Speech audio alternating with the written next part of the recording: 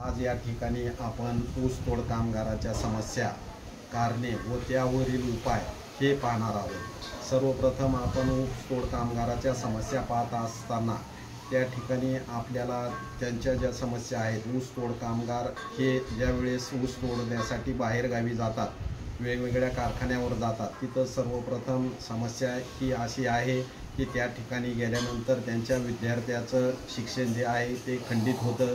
मग दुसरी गोष्ट म्हणजे या ठिकाणी आपल्याकडे रोजगार नसल्यामुळे त्यांना बाहेरगावी दुसऱ्या ठिकाणी मजुरी किंवा ऊसतोड काम करण्यासाठी जावं लागतं। तसेच या ठिकाणी बाहेर गेल्यानंतर महिलांचं शोषण होण्याची समस्या असते।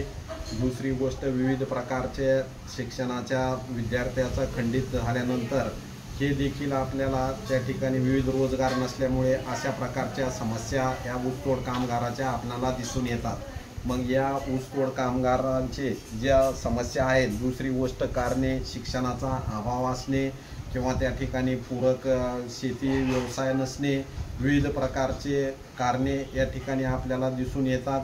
जर यावर जे आपण आज या ठिकाणी उपाय पाहणार आहोत, तर सर्वप्रथम या ऊसतोड कामगाराच्या समस्या आणि कारणे हे पाहत असताना दुसरी गोष्ट मग या ऊसतोड कामगाराचं स्थलांतर रोखण्यासाठी सर्वप्रथम आपल्याला जो पहिला उपाय आहे तो म्हणजे या ठिकाणी आपल्याला विविध प्रकारचं शिक्षण देऊन, कौशल्यपूर्ण शिक्षण देऊन त्या ठिकाणी विविध कौशल्यपूर्ण शिक्षण घेतल्यानंतर त्या कौशल्यावर आधारित ते त्या ठिकाणी रोजगार निर्मिती करू शकतात। दुसरी गोष्ट, ज्यावेळेस विद्यार्थ्याचं शिक्षण खंडित होतं त्यावेळेस फिरती शाळा त्या ठिकाणी झाली पाहिजे, त्यामुळे विद्यार्थ्याचं शिक्षण खंडित होणार नाही।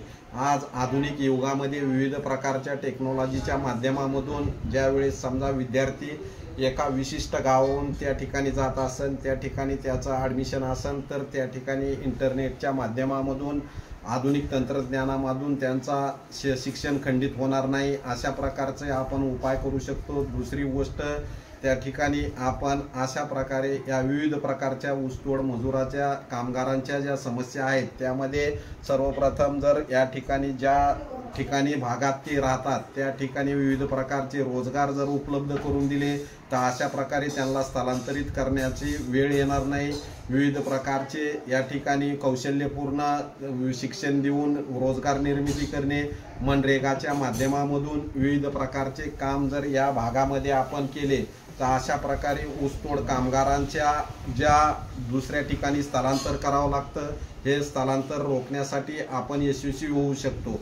तसेच या ठिकाणी शेतीपूरक व्यवसाय असतील, हे देखील आपल्याला त्या समस्या रोखण्यासाठी उपयोगी ठरू शकतं। उदाहरणार्थ एखादा दुग्ध व्यवसाय असेल, कुक्कुटपालन असेल, शेळीपालन असेल, अशा प्रकारचे विविध प्रकारचे जर व्यवसाय केले तर त्या ठिकाणी आपण ऊसतोड कामगारांचं स्थलांतर रोखू शकतो, त्यांच्या समस्या, कारणे या देखील रोखू शकतो। मग अशा प्रकारे आपणाला या ऊसतोड कामगारांच्या समस्या, त्यांचे कारणे आणि त्यावर उपाय, विविध प्रकारच्या नवीन रोजगार निर्मिती तयार करून ज्या त्या भागामध्ये विविध प्रकारचे व्यवसाय करून आपण या लोकांचं स्थलांतर रोखू शकतो।